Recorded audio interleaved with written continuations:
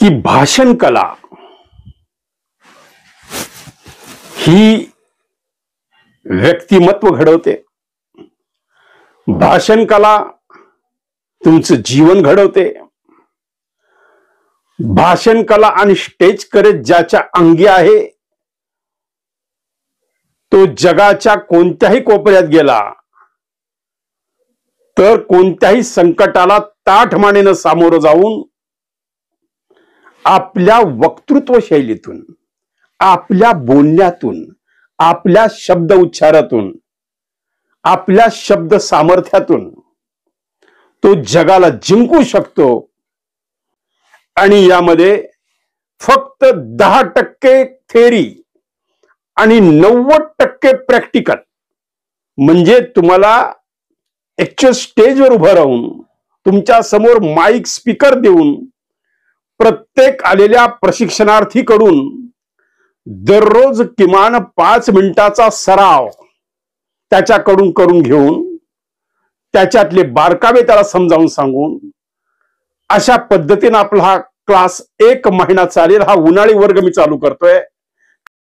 भाषण करायचं एक गुपित मी तुम्हाला सांगतो मित्रांनो, पहिल्या 3 मिनिटात जर तुम्ही टाळी घेतली तर तुम्ही यशस्वी वक्ता होऊ शकता, हे मी तुम्हाला आज लिहून देतो। मित्रांनो, दिनांक 5 मे पासून भाषण कला व स्टेज करेज क्लासेसची सुरुवात होत आहे। त्वरित आपले नाव नोंदवा, फोन करा। नमस्कार मित्रांनो, रत्नाकर आवसेकर युट्यूब चॅनल मध्ये मी आपणा सर्वांचं स्वागत करतो। आणि मित्रांनो, मनोज दादा जरांगे भडकले। मनोज दादा जरांगे का भडकले? मनोज दादा जरांगे कुणावर भडकले? मित्रांनो, गेल्या 3 महिन्यापासून हा विषय सातत्यानं या महाराष्ट्रात जर कोणी पेटवला असेल, या विषयाला वाचा जर कोणी फोडली असेल, या विषयाला देशाच्या नकाशावर आणण्याचं काम जर कोणी केलं असेल आणि जर या प्रकरणात त्यांनी लक्ष घातलं नसतं, मनोज दादा जरांगे पाटलांनी, ताबडतोब ती केस दाखल झाली असती का? त्यावर चर्चा झाली असती का? 16 डिसेंबरच्या हिवाळी अधिवेशनात सुरेश धसांनी ज्या पद्धतीनं बॉम्ब टाकले, बॉम्ब म्हणजे शब्दाचे बॉम्ब, आणि या प्रकरणाला महाराष्ट्राच्या नव्हे तर देशाच्या पातळीवर वाचा फोडण्याचं काम जर कोणी केलं असेल तर ते जरांगे पाटलांच्या नेतृत्वानं केलेलं आहे। मित्रांनो, ही निर्विवाद सत्य आहे। कारण आजपर्यंत शेकडो खून, मी शेकडो हा शब्द वापरतो, काही 103 काही 102 असा आकडा आहे, या बीड जिल्ह्यात पचवण्यात आलेले आहेत। मित्रांनो, मग संतोष देशमुखच्या हत्येचं प्रकरण सुद्धा पचवायचं होतं का? का जसे मागचे खुनाचे प्रकरण पचवले, फायली गायब झाल्या, आरोपी बिनधास्त फिरतायत, तेच या प्रकरणात घडणार होतं अशी आरोपींना पक्की खात्री होती। कारण त्यांना माहित होतं त्यांच्या माग आकाचा आका आहे। आका हा शब्द आला कुठून? तर मित्रांनो, आका हा शब्द आला सुरेश धसांच्या पोतडीतून। आका एवढा शब्द गाजला हा आका आका आका की वर्तमानपत्रात सुद्धा आका। लोक खऱ्या आकाला अफजल खानला विसरून गेले आणि हा आका डोळ्यासमोर दिसायला लागे। आका, छोटी मुन्नी, बडी मुन्नी, बीडची मुन्नी, मुन्नी की सुन्नी, आणि हे बड्या आकापर्यंत हे प्रकरण जाणार, बडा आका जेलमध्ये जाणार। काय वल्गना या सुरेश धसांनी केल्या की मराठा समाजाचं रक्त खवळलं। एका हिवाळी अधिवेशनाच्या एका भाषणात सुरेश धस हिरो झाले, मराठ्यांच्या गळ्यातले ताईत झाले, ताईत। मित्रांनो, ही जनता आहे. ही जनता जनार्दन कोणाला हिरवळीवर नेऊन बसवेल आणि कोणाला सिंहासनावर नेऊन बसवेल हे काहीही सांगता येत नाही.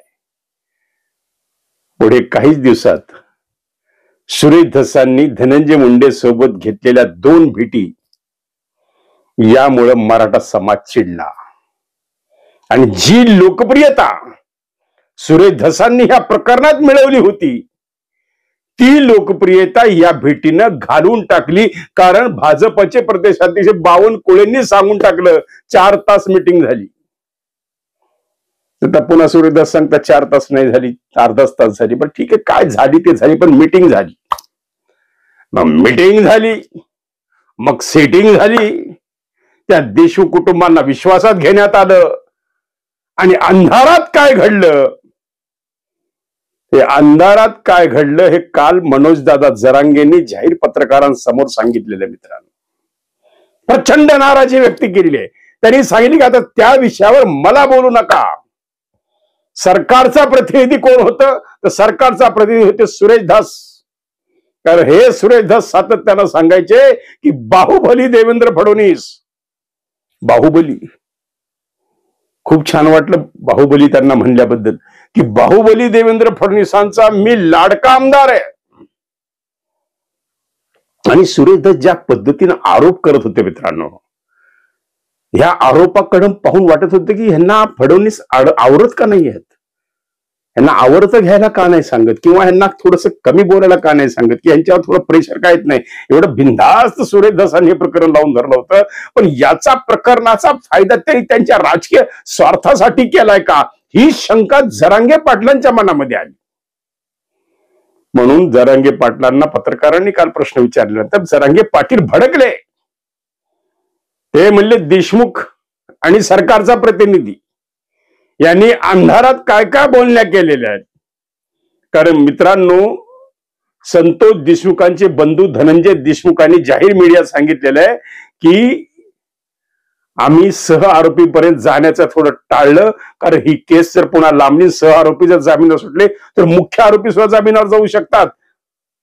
म्हणून आम्ही गडबड करून सह आरोपींची पुन्हा काहीतरी आरोपांचं पुन्हा अजून एक लिस्ट तयार होईल, पुन्हा त्यांच्यावर एक सह आरोप दाखल होतील, पुन्हा ते अजून एखादी यादी बाहेर येईल असं काय ते सांगण्यात आलं आणि हे तिथं थांबवण्यात आलं. आणि सह आरोपी पर्यंत हे न्याय पोहोचेल का नाही ही शंका आता जरांगे पाटलांच्या मनामध्ये आली. मित्रांनो, मग यामध्ये अजितदादा आणि देवेंद्र फडणवीसांचं धनंजय मुंडेंचं प्रेम आणि सरकारचा प्रतिनिधी म्हणून सुरेश धस यांचा हा सगळा खेळ जरांगे पाटलांच्या लक्षात आलेला आहे मित्रांनो.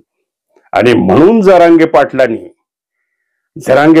आता सांगितलं की या प्रकरणात त्यांना काही विचारू नका आणि ज्यावेळेस देशमुख परिवाराला गरज पडेल त्यावेळेस मी माझी मान कापून देशमुख परिवाराच्या पार ठेवायला तयार आहे, एवढा विश्वास जरांगे पाटलांनी आपला दिलाय. मित्रांनो, एक लक्षात ठेवा, जरांगे पाटील हा सच्चा गावरान माणूस आहे, एक निर्भीड माणूस आहे. जो आहे ते स्पष्ट बोलतो, जे आहे ते आहे, जे नाही ते नाही. वेळ प्रसंगी ते याच मुख्यमंत्र्याचं कौतुक करतात, याच सरकारचं कौतुक करतात. याच सुरेश धसांच्या स्टेजवर जरांगे पाटलांनी प्रत्येक शहरात जाऊन भाषणं दिलेली आहेत. मग आता असं काय घडलं की जरांगे पाटील नाराज झाले. पण परिणाम याचा या न्यायदानावर होणार आहे का खरंच सह आरोपींना वगळून ही सगळी केस चालणार आहे आणि याचा म्होरक्या वाल्मिक कराड या केसमधून बाहेर येणार का अशी शंका आता निर्माण झालेली आहे. कारण त्यांनी जे दाखल केलेलं आहे अर्ज की माझा या प्रकरणाशी काही संबंध नाही, मला वगळून टाका या प्रकरणात, मला खंडणीमध्ये आरोप केलेला आहे, मला खंडणीमध्ये अरेस्ट केलेली आहे, माझा या खुनाशी काय संबंध आहे, असे हात वर केलेत वाल्मिक कराड आणि विष्णू चाटे. आणि जर ह्या दोघांना जामीन झाला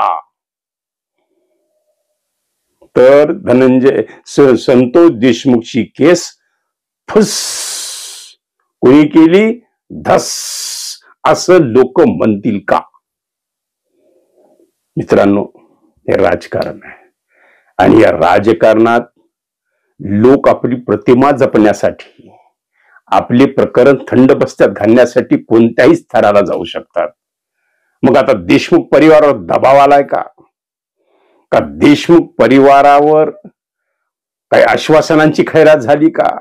देशमुख परिवार म्हणजे धनंजय देशमुख बद्दल सोबत काय अंधारात मिटिंग सुरेश धस आणि सरकारनं या सगळ्यांनी काहीतरी सांगण्यात आलं की बरेचसे लोक होते त्या मिटिंगला आणि त्या मिटिंग मधून या सहआरोपींना वगळून आता हे चार्जशीट तयार करायचं, म्हणजे हे प्रकरण आता फक्त पूर्ण ह्या टोळीचा म्होरक्या आता सुदर्शन घोलेला करायचं आणि केस त्याच्या वर जाऊच द्यायची नाही. म्हणजे वर पुढे वाल्मिक कराड सुटला की आपोआप धनंजय मुंडे मोकळे झाले. आणि मी वारंवार तेच बोलतो की धनंजय मुंडेंची अडचण, धनंजय मुंडे की गली की हड्डी आहे वाल्मिक कराड. आणि वाल्मिक कराड जर जामीनवर सुटला की धनंजय मुंडेचा निश्वास झाला, आरामशीर झाले. धनंजय मुंडे आता सेफ झाले, काय काळजी नाही धनंजय मुंडेंना. फक्त त्यांचा हा प्रयत्न आहे की वाल्मिक कराड कोणी तरी जामीनवर सोडणे आणि या प्रकारातून त्याला मुक्त करणे. वाल्मिक कराड मुक्त झाला की सगळ्या आरोपातून धनंजय मुंडे सुद्धा मुक्त होतील. हे गणित या सरकारचा प्रतिनिधी, ज्यामध्ये सुरेश धसांचं नाव आलेलं आहे, कोण अजून महाजन त्यांनी भेटून सांगून गेले आहेत की, म्हणजे बऱ्याच लोकांनी यामध्ये जरांगे पाटलांना भेटून प्रयत्न केलेला आहे मित्रांनो. मग कुठेतरी आता जरांगे पाटलांच्या मनामध्ये ही शंका आली म्हणून जरांगे पाटील भडकलेले आहेत आणि त्यांनी शंका घेतली आता देशमुख कुटुंबावरच. बघा मित्रांनो, अनेक कंगोरे या प्रकरणाला आहेत. एक लक्षात घ्या, याच्यात जर बळी कुणाचा गेला असेल, म्हणजे या जगात खरं वागणं, या जगात सत्यतेनं वागणं किती अंगलट येतं, त्याचं उदाहरण doctor Ashok Thorat, civil surgeon, सध्याचे निलंबित सिव्हिल सर्जन, हे त्यावेळेचे सिव्हिल सर्जन. त्या सिव्हिल सर्जननी संतोष देशमुखच्या अंगावर एवढे उरण आहेत, एवढं रक्त गोठलंय, एवढं भयानक मारलेलं आहे, एकही ठिकाण मोकळं नाही की ज्या ठिकाणी जखमा नाही आहेत. रक्त काहीतरी 2 का 2.5 का 3 लिटर सांधाळलेलं आहे, त्यामधून त्यांना मृत्यू झालेला. असं हे खरं पोस्टमार्टम रिपोर्ट दिला, त्याची शिक्षा त्यांच्या निलंबनात झाली का? बरोबर ना? असं वाटायला साहजिक आहे मित्रांनो. ह्याच्या जर मुळाशी गेलं या प्रकरणाशी, आता खरं म्हणजे ज्यावेळेस सुरेश धसांनी 16 डिसेंबरच्या आपल्या हिवाळी अधिवेशन, नागपूरच्या अधिवेशनात ओरडू सांगितलं होतं की त्याच्यातला जो आका आहे, तो आका आता नागपूरमध्ये. बघा, त्यावेळेस वाल्मिक कराडला अरेस्ट झालेली नव्हती, कारण वाल्मिक कराड तोपर्यंत शरण आलेला नव्हता. तो नागपूरमध्ये एका फॉर्म हाऊसवर होता, असं वारंवार संदीप क्षीरसागर आणि सुरेश धस सांगत होते. कोणी काही करू शकलेलं नाही. शेवटी त्याला पकडण्यामध्ये अपयश येत आहे असं, आणि सरकारची बदनामी होतीये असं देवेंद्र फडणवीसांनी धनंजय मुंडेंना बोलत. धनंजय मुंडेंचे आदेश वाल्मिक कराडला गेले का? मी शंका व्यक्त करतोय. मी जाहीर ठोस बोलत नाही की तुम्ही आता शरण जा. मग शरण जाण्यापूर्वी भीमगर्जनेच्या थाटामध्ये जसं काही एखादा फार मोठं कर्तृत्व करून एखादा माणूस समोर येतोय, असं व्हिडिओ तयार केला आमच्या वाल्मिक अण्णांनी. आणि वाल्मिक अण्णांनी जाहीरपणे सांगितलं की मला खंडणीच्या आरोपामध्ये मी आरोपी करण्यात आलेले आहे आणि त्यामुळं मला जामीन मिळण्याचा संपूर्ण अधिकार आहे, कोर्टामध्ये जाण्याचा, अटकपूर्व जामीन. तरी पण मी सरकारवर उपकार करतोय, पोलीस खात्यावर उपकार करतोय, गृहमंत्र्यावर उपकार करतोय, मुख्यमंत्र्यावर उपकार करतोय. या भीमगर्जनेच्या थाटामध्ये एक 30-35 सेकंदाचा व्हिडिओ तयार केला. तो व्हिडिओ सर्व मीडियांना पाठवला की मी येतोय, क्या बात आहे, करा मला अटक, क्या बात आहे. मित्रांनो, या गृह खात्याची, या पोलीस खात्याची चेष्टा या लोकांनी केली. आणि आता कुठंतरी जरांगे पाटलांना शंका निर्माण झालेली आहे की हे प्रकरण आता फस होण्याची शक्यता आहे का? खरा न्याय मिळणार आहे का? खरा याच्या मागचा सूत्रधार सापडणार आहे का? त्या सह आरोपींना मुक्त केलं जाणार आहे? हे कोण कोण आरोपी? ज्यांनी गाडीमध्ये आणून त्यांना कार्यालयात सोडलं अटक होण्यात होताना वाल्मिक कराडला, तो एक त्यांना ब्लँकेट पलंगाची सोय करणारे, त्यांना तिथं डबा पोहोचवणारे, त्यांची सगळी जेलमध्ये सोय लावणारे, त्यांना वेळोवेळी खबरा देणारे, त्यांना संरक्षण देणारे. एवढंच नाही, ते बरेच ठिकाण फिरलेत, गुजरात, नाशिक, इकडं स्वामी समर्थ मंदिर, तिथून सोलापूर, पुणे, असं कर त्यांचा बराच काही मोठा टूर झालेला आहे वाल्मिक कराडांचा. त्या टूर मध्ये ज्यावेळेस त्यांना आर्थिक गरज, त्यावेळेस ते कोण वायबसे नावाच्या कोण व्यक्तीने त्यांना आर्थिक मदत केली, फोन पे न पेमेंट केलेलं आहे. मित्रांनो, हे सगळे खरं तर सह आरोपी होऊ शकतात, पण या सगळ्या सह आरोपींना टाळून ही केस तिथंच ब्लॉकेज करून न्याय लिकेज होईल का, ही शंका जरांगे पाटलांच्या मनामध्ये आली. मित्रांनो, मी तुम्हाला पुन्हा सांगतो, यात ज्या मुळाशी गेलं, याच्यात मुळाशी सुरेश धसांबद्दल खरंच आम्हाला कौतुक वाटत होतं की ही सुरेश धस धसाला लावणार आहे. ते नाव धस आहे, केस सुद्धा धसाला लावतील, पण हे धस नावाचं धसकट कुठं फसकट झालं? काय मीटिंग झाली? सुरेश धसाने त्यांचा काय स्वार्थ साधून घेतला? आणि आता ह्या प्रकरणापासून ते कम्प्लीट अलिप्त आहेत, एक शब्द नाही आहे. आता ते सांगतात आता न्याय देवताय करण, बरोबर आहे, आता न्याय देवताय, जे न्याय देऊन देईल ते सगळ्यांना जगाला मान्य असेल, त्याबाबतीत कुणाचं शंका घ्यायची काही गरज नाही न्याय देवतेच्या बाबतीत. पण शंका आता ह्यांच्या वागणुकीबद्दल निर्माण झालेली मित्रांनो. म्हणून जरांगे पाटील चिडले. जरांगे पाटील म्हणाले की सरकारचा प्रतिनिधी देशमुख कुटुंबीय म्हणजे धनंजय देशमुख यांनी अंधारामध्ये काय बोलणी केली ते मला माहित नाही. म्हणून आता ह्याच्यात जे काही प्रश्न विचारायचे ते तुम्ही त्यांनाच विचारा, आणि ज्यावेळेस गरज पडेल त्यावेळेस एक माझ्या मराठा समाजाचा बांधव मारला म्हणून मी माझ्या समाजाच्या, माझ्या लेकरासाठी मी माझी मान कापून द्यायला तयार आहे या देशमुख परिवाराला, एवढं जाहीर आश्वासन जरांगे पाटलांनी दिलेलं आहे मित्रांनो. मग आता जरांगे पाटील चिडले याच्यात काय अर्थ आहे का? खरंच सह आरोपीपर्यंत जायचं नाही असं ठरवलंय का? कारण सह आरोपीपर्यंत गेल्या धनंजय मुंडे यात अडकतील का? जर वाल्मिक कराड अडकला तर धनंजय मुंडे गोत्यात येतील का? आणि जर वाल्मिक कराड सुटला तर धनंजय मुंडे याच्यातून सेफ होतील का? ही शंका आता महाराष्ट्राच्या 13-14 करोड जनतेच्या मनामध्ये निर्माण झालेली मित्रांनो. आणि जर मी वारंवार बोलते, जर यामध्ये वाल्मिक कराड, विष्णू चाटे सुटला, अगोदर वाल्मिक कराडला सोडतील का? हे प्रत्यक्ष खुनामध्ये यांचा कुठे हात दिसत नाही. कारण हे म्हणणार मी काय मारा म्हणलो का? मी फक्त एखाद्याच त्यांना 4 चापटा मारा, धमकी द्या इथपर्यंत मी बोललो असेल, खंडणी प्रकरण ठीक आहे, पण मी काही मारा म्हणलो नाही. ह्या एका बेसवर जर वाल्मिक कराड सुटला तर मित्रांनो, विष्णू चाटे माफीचा साक्षीदार, हे दोघे सुटतील का? हे दोघे सुटण्याची शक्यता निर्माण झाली. आणि दोघं जर हे सुटले तर फक्त ज्यांनी प्रत्यक्ष मारहाण केलेली ते मग ते सुदर्शन घुले, कृष्ण आंधळे तर सापडतच नाहीये. हे बाकी जे केदार, ही जे एक मंडळी आहे, ही जे 5 जणांचे टोक आहे, ज्यांनी सर्वांनी मिळून कशा पद्धतीनं निर्घुणपणे संतोषला मारलं मित्रांनो, याचे फोटोग्राफ्स त्याच दिवशी, ज्या दिवशी सुरेश धसांनी हे सगळं वर्णन केलं, तंतोतंत तसे फोटोग्राफ्स, तंतोतंत तसेच फोटोग्राफ्स, म्हणजे ते त्यांच्या तोंडात लघवी करण्यापर्यंतचे असलेले फोटोग्राफ्स, कशा पद्धतीने त्यांच्या छातीवर बुटानं माय मारली, उड्या मारल्या, कशा पद्धतीनं त्यांना त्यांचे कपडे काढले, निर्घुणपणे मारल्याचे जे फोटोग्राफ्स या महाराष्ट्रानं पाहिले मित्रांनो. हे फोटोग्राफ्स पाहिले असं सांगितलं जातं की मुख्यमंत्र्यांनी ताबडतोब धनंजय मुंडेला सांगितले की धनंजय मुंडे, आता मी तुम्हाला यात काही करू शकत नाही, ताबडतोब राजीनामा देऊन टाका. मग मुख्यमंत्र्यांना माहित नव्हतं का हे फोटोग्राफ्स असे आहेत? मग 2 महिने हे फोटोग्राफ्स दडवून का ठेवले? 2 महिने हे मीडियापासून, यंत्रणेपासून, सर्वांपासून हे काय गुपित काय या मागचं, हेच या महाराष्ट्रातल्या 13-14 करोड जनतेला समजत नाही या मित्रांनो. आता शंका निर्माण झाली आहे,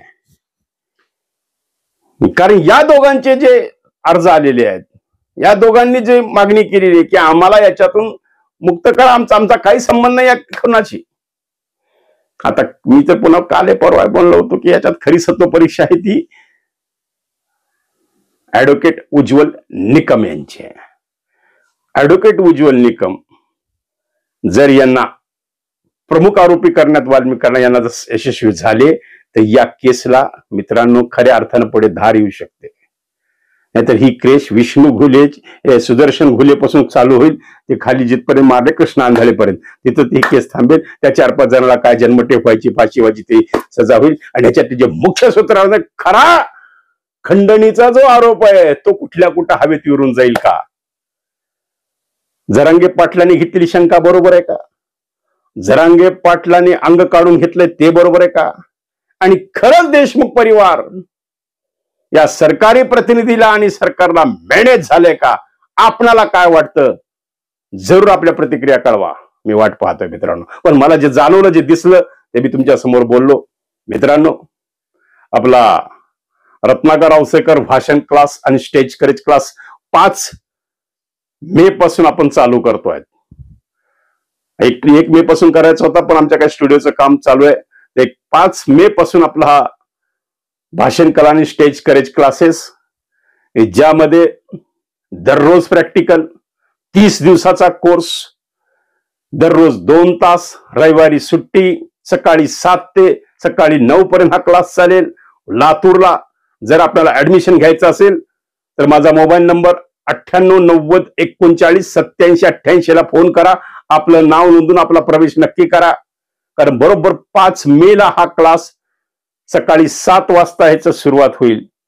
आणि 30 दिवसात न बोलणाऱ्या व्यक्तीला मी बोलण्याचं धाडस आणेल मित्रांनो, फक्त 30 दिवसात. आणि हा चमत्कार या महाराष्ट्रातल्या तमाम तरुणांच्या मनामध्ये नेतृत्व गुण जाग करणे, या महाराष्ट्रातल्या तरुणांना बोलायला शिकवणे, त्यांच्यातला निर्भीडपणा जागा करणे आणि त्यांच्यातला वक्तृत्व गुण मोकळा करणे, याच्यासाठी फक्त 10% थिअरी आणि 90% प्रॅक्टिकल.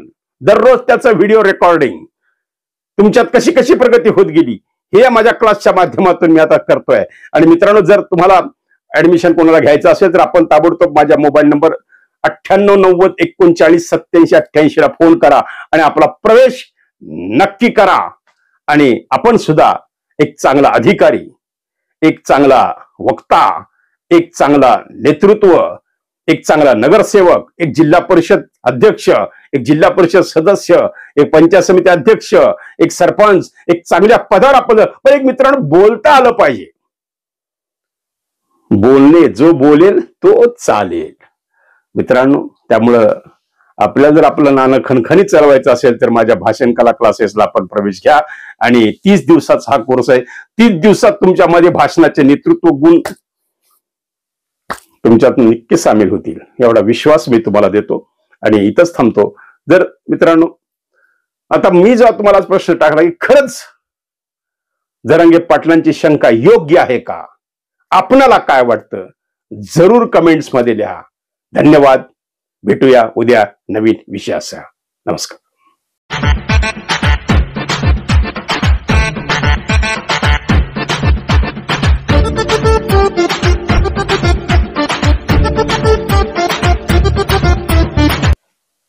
की भाषण कला ही व्यक्तिमत्व घडवते. भाषण कला तुमचं जीवन घडवते. भाषण कला आणि स्टेज करेज ज्याच्या अंगी आहे तो जगाच्या कोणत्याही कोपऱ्यात गेला तर कोणत्याही संकटाला ताठमानेनं सामोरं जाऊन आपल्या वक्तृत्व शैलीतून, आपल्या बोलण्यातून, आपल्या शब्द उच्चारातून, आपल्या शब्द सामर्थ्यातून तो जगाला जिंकू शकतो. आणि यामध्ये फक्त 10% थेरी आणि 90% प्रॅक्टिकल. म्हणजे तुम्हाला ऍक्च्युअल स्टेजवर उभं राहून तुमच्या समोर माईक स्पीकर देऊन प्रत्येक आलेल्या प्रशिक्षणार्थीकडून दररोज किमान 5 मिनिटाचा सराव त्याच्याकडून करून घेऊन त्याच्यातले बारकावे त्याला समजावून सांगून अशा पद्धतीने आपला हा क्लास 1 महिना चालेल. हा उन्हाळी वर्ग मी चालू करतोय. भाषण करायचं एक गुपित मी तुम्हाला सांगतो मित्रांनो, पहिल्या 3 मिनिटात जर तुम्ही टाळी घेतली तर तुम्ही यशस्वी वक्ता होऊ शकता. हे मी तुम्हाला आज लिहून देतो. मित्रांनो, दिनांक 5 मे पासून भाषण कला व स्टेज करेज क्लासेसची सुरुवात होत आहे. त्वरित आपले नाव नोंदवा. फोन करा. आवाजाचा बादशाह रत्नाकर औसेकर यांच्या YouTube चॅनलला लाईक करा, सबस्क्राईब करा आणि आपापल्या ग्रुपवर शेअर करा. चला, आपल्या मोबाईलवर सर्वप्रथम आमचा कार्यक्रम मिळवण्यासाठी सहकार्य करा. Ratnakar Ausekar YouTube channel.